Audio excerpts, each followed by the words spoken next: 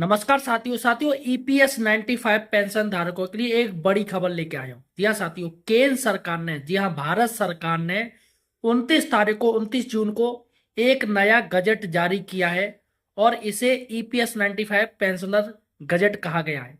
आखिर क्या है इस गजट में, क्या खास बात है और सरकार ने क्या ईपीएस 95 पेंशन धारकों की जो मांग है 7500 प्लस डीए वो मानी या नहीं मानी, इस गजट में आपको पूरा देखने को मिलेगा। और क्या ईपीएस 95 का सरकार नाम बदलने जा रही है। जी हाँ साथियों, वैसे भी मोदी सरकार, बीजेपी सरकार नाम काफी बदल रही है, हर चीज के नाम बदल रही है। अब साथियों लग रहा है कि ईपीएस 95 पेंशनर का भी नाम बदल सकती है। तो आखिर क्या है इस गजट में, पूरी जानकारी आपको मिलने जा रही है। अतः साथियों, सही और सटीक जानकारी के लिए आप हमारे चैनल द फाइनेंशियल हेल्पर को सब्सक्राइब जरूर कीजिए।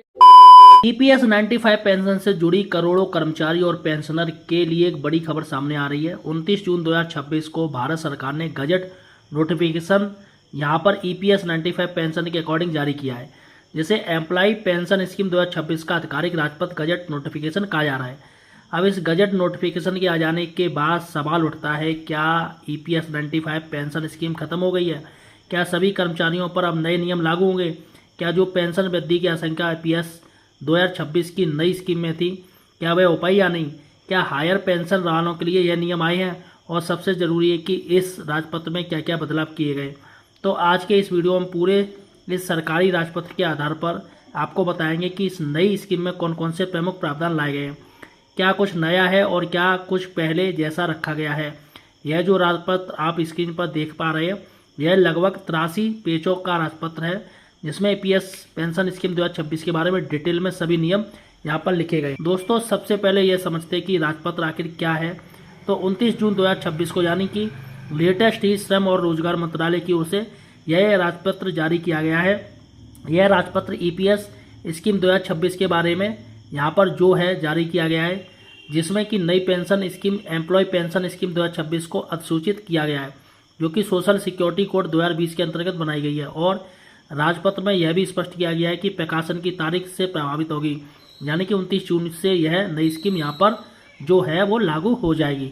लेकिन इसका मतलब यहाँ पर स्पष्ट तौर पर जान लीजिए, ईपीएस 95 पेंशन धारकों के जो भी अधिकार है वह कोई भी यहाँ पर जो है समाप्त नहीं हुए हैं, बल्कि सरकार ने ईपीएस 95 की जो व्यवस्था थी उसे जो नए कानूनी ढांचे में यहाँ पर ढाला है और पुराने वर्जन को बंद करके नया वर्जन एम्प्लॉय पेंशन स्कीम 2026 जारी किया है, जिसमें पुराने सभी प्रावधानों को यहाँ पर रखा है। तो आइए एक एक करके जानते हैं इस स्कीम में क्या क्या बदलाव यहाँ पर किए गए हैं और कौन कौन सी चीज़ों को यहाँ पर यथावत रखा गया है। क्या इम्पैक्ट ईपीएस 95 पेंशन धारकों पर पड़ेगा? तो सबसे पहला प्रमुख बदलाव यहाँ पर जो नज़र आता है वह है एम्प्लॉय पेंशन स्कीम 1995 की जगह अब स्कीम का नाम एम्प्लॉय पेंशन स्कीम यानी कि कर्मचारी पेंशन स्कीम 2026 होगा। यह पेंशन स्कीम जो कि एम्प्लॉय पेंशन स्कीम 2026 कहलाएगी, यह 29 जून से यहाँ पर जो लागू है वो लागू हो जाएगी और इसे सामाजिक सुरक्षा संहिता 2020 की धारा 20 के तहत यहाँ पर जो है रखा गया है। इसका मतलब है कि अब सभी आधिकारिक दस्तावेजों में ईपीएस 95 स्कीम की जगह एम्प्लॉय पेंशन स्कीम 2026 का नाम उपयोग किया जाएगा। हालांकि पुराने सभी सदस्य जिन्हें पहले से ही पेंशन मिल रही है उन सभी को इस स्कीम में जारी रखने का प्रावधान है। दूसरा जो बदलाव है वह यह है कि यह जो नई पेंशन स्कीम यानी कि कर्मचारी पेंशन स्कीम 2026 लाई है, इसे जो सामाजिक सुरक्षा संहिता 2020 के तहत यानी कि जो नए श्रम कानून आए हैं उसके तहत यहाँ पर जो रखा गया है, सोशल सिक्योरिटी कोड 2020 के तहत इसे लागू किया गया है। पहले यह स्कीम ईपीएस 95 अलग कानूनी व्यवस्था के अंतर्गत थी, अब पूरी पेंशन स्कीम को सोशल सिक्योरिटी कोड 2020 के अंतर्गत लागू कर दिया गया है, जिससे भविष्य में सभी सोशल सिक्योरिटी योजनाएं एकीकृत ढांचे से यहाँ पर जो संचालित होगी, यानी कि एक ही सोशल सिक्योरिटी कोड 2020 के अंतर्गत सभी तरीके की पेंशन योजनाएं संचालित की जाएंगी। उसी के तहत एम्प्लॉय पेंशन स्कीम 2026 भी संचालित की जाएगी। अगला जो पॉइंट नजर आ रहा है वह है ईपीएस पेंशन फंड को लेकर। सरकार ने साफ किया है ईपीएस 95 का पेंशन फंड समाप्त नहीं किया जाएगा, उसी फंड को आगे ईपीएस 2026 के पेंशन फंड के रूप में चलाया जाएगा। इसका मतलब यह है कि पुराने पेंशनर की पेंशन बंद नहीं होने वाली है, उन्हें पेंशन यथावत मिलेगी। जो पेंशन फंड अभी ईपीएस 1995 के तहत चल रहा था वही पेंशन फंड अब ईपीएस 2026 के तहत चलेगा। तो चौथा पॉइंट नज़र आ रहा है वह ये है हायर पेंशन के विकल्प को लेकर इसमें साफ यह जानकारी दी गई कि जिन्होंने हायर पेंशन का संयुक्त विकल्प पहले से चुन रखा है और जो पात्र पाए गए हैं उनके लिए अतिरिक्त यानी कि एम्प्लॉय कंट्रीब्यूशन का प्रावधान जारी रहेगा। उनके लिए हायर पेंशन स्कीम जारी रहेगी, यानी कि हायर पेंशन स्कीम बंद नहीं हो रही है। लेकिन जिन्होंने पहले से ही संयुक्त विकल्प चुना है, जो पहले से संयुक्त विकल्प चुनने के बाद पात्र बन गए हैं, केवल उन्हीं के लिए हायर पेंशन का विकल्प खुला रहेगा। बाकी अन्य लोगों के लिए आगे से नया हायर पेंशन विकल्प खुलेगा या नहीं, इसके बारे में इसमें स्पष्टीकरण नज़र नहीं आया है।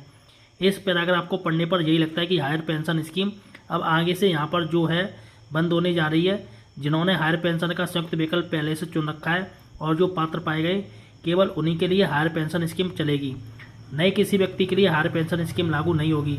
इसके अलावा मासिक पेंशन की गणना को लेकर भी यहाँ पर जो जानकारी दी गई है, गणना किस तरीके से की जाएगी उसका फार्मूला दिया गया है।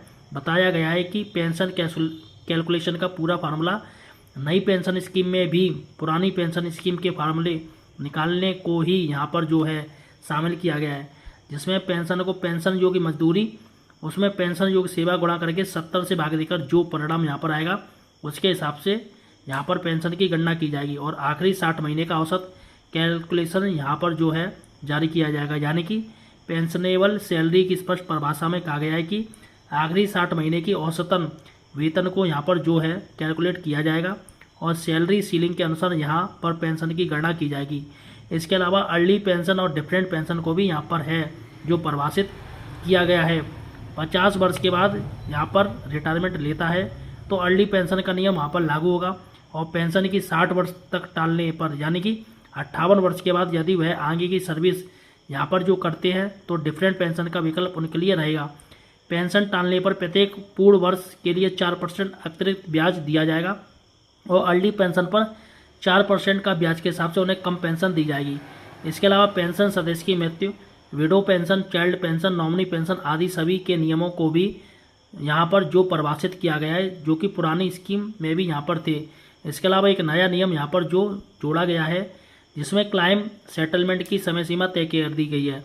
यानी कि कर्मचारी की ओर से पेंशन के लिए दावा किया जाता है तो दावा पूर्ण मिलने पर 20 दिन के भीतर उसका निपटान यहाँ पर करना होगा। यदि दावा पूर्ण होने पर भी 20 दिन के भीतर पेंशन की राशि पेंशनर को नहीं दी जाती है तो उचित कारण देने में कर्मचारी यहाँ पर देरी करता है तो संबंधित अधिकारी की जिम्मेदारी तय करके उसके ऊपर यहाँ पर जो अतिरिक्त चार्ज लगाए जाएंगे, पेनल्टी लगाई जाएगी। इसके अलावा नियोक्ता की जिम्मेदारी भी यहाँ पर तय की गई है कि नई पेंशन स्कीम में एम्प्लॉयर की जिम्मेदारी भी स्पष्ट की होगी। कर्मचारियों का विवरण रिकॉर्ड रखना, कंट्रीब्यूशन जमा करना और इलेक्ट्रिक रिकॉर्ड उपलब्ध कराना, यह सब एम्प्लॉयर के यहाँ पर जिम्मेदारी होगी। इसके अलावा EPS 95 पेंशन धारकों को EPS 95 स्कीम 2026 की घोषणा जब की गई थी तब उम्मीद थी कि इस स्कीम में EPS 95 पेंशन धारकों की न्यूनतम पेंशन वृद्धि की कुछ खबरें निकल कर आएंगी। तो इस पूरी PDF फाइल में इस पूरी एम्प्लॉय पेंशन स्कीम 2026 में EPS 95 पेंशन धारकों की न्यूनतम पेंशन बढ़ोतरी को लेकर कोई भी अपडेट निकल कर नहीं आया है। इसमें साफ तौर पर कहा गया है कि न्यूनतम पेंशन 1000 बनी रहेगी। न्यूनतम पेंशन 1000 से कम नहीं दी जाएगी, लेकिन उसे बढ़ाकर आगे कितना बढ़ाया जाएगा इसके बारे में कोई जिक्र नहीं किया गया है। 7500 के बारे में और ना ही 3000 के बारे में या किसी अन्य राशि के बारे में इसमें जिक्र नहीं किया गया है। तो कुल मिलाकर इस गजट नोटिफिकेशन में और जो पुरानी EPS 95 स्कीम थी उसमें और एम्प्लॉय पेंशन स्कीम जो 2026 लाई गई है उसके इस गजट नोटिफिकेशन में कोई बड़ा अंतर यहाँ पर दिख नहीं रहा है और जो नज़र नहीं आ रहा है। छोटे मोटे रूल यहाँ पर हैं जो चेंज किए गए ताकि कर्मचारी नियोक्ता और सरकार को आगे काम करने में पारदर्शिता बनी रहे, लेकिन पेंशन धारकों को कुछ विशेष लाभ मिले हैं ऐसा कुछ इस गैजेट नोटिफिकेशन में नज़र नहीं आ रहा है।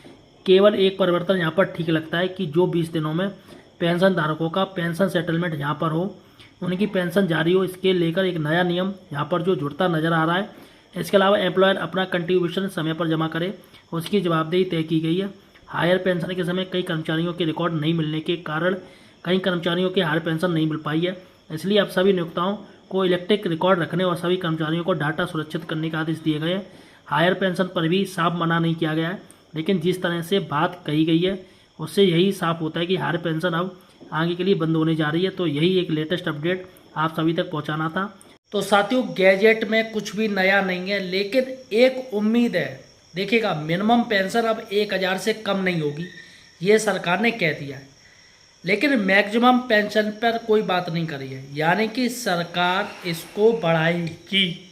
आप ये जान लीजिएगा, जो मांग है 7500 प्लस डीए की मांग है, तमाम ईपीएस 95 पेंशनर कर रहे हैं।